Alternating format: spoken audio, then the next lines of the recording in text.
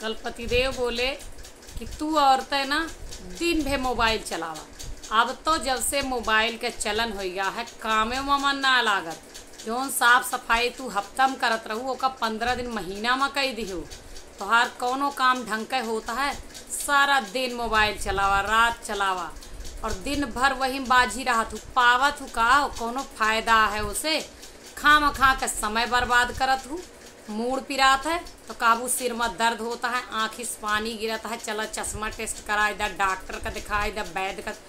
एक और खर्चा बढ़ा के रखा तू। आखिरकार ऐसे अच्छा है कि तू काम के बाद सो जा तो तोरे दिमागों का रेस्ट मिले, शरीर का रेस्ट मिले ना। पार्क वार्क घूम आवे, एक्सरसाइज कर लेता तो हार जो ना है कुछ कल्याण हो जाए।